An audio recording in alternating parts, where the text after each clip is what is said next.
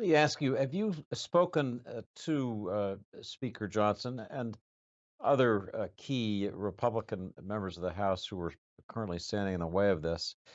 And as a related question, I wonder, Mike, if you think that right now, with this aid still not on the way, Russia has the momentum in Ukraine.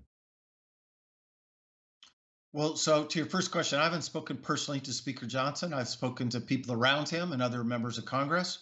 Um, and my main message, whenever I get the chance, is, I'm not an expert on American electoral politics, but I have a lot of friends who are, and he's probably has just a few months left as Speaker, and maybe he only has a few days left if he puts this bill on the floor. Right? That's the threat he faces. That there'll be a movement within his party to push him out like they did to Speaker McCarthy. But if you only have a few more months left, Speaker Johnson, use it to do the right thing. And for goodness sakes, don't be known as the American that blocked aid to Ukraine and allowed Putin to destroy Ukraine. I don't understand how that can be in the Republican Party's electoral interest. If they continue to block this aid, yes, momentum is on Putin's side. I spoke to many Ukrainian officials in Munich, as I'm sure you did, and I speak to them every day. These are desperate times. These are very dangerous times. And so just to hold the line requires this new assistance.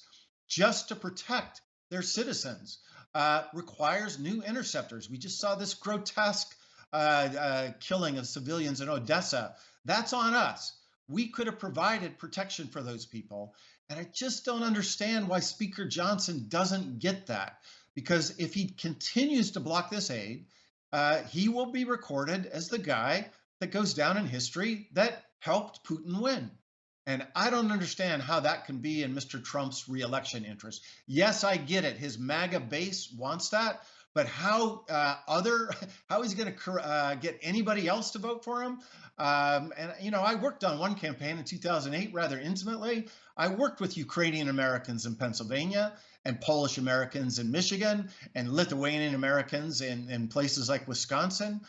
There is no way that this is in their electoral interest to be known as the people that handed Ukraine to Russia.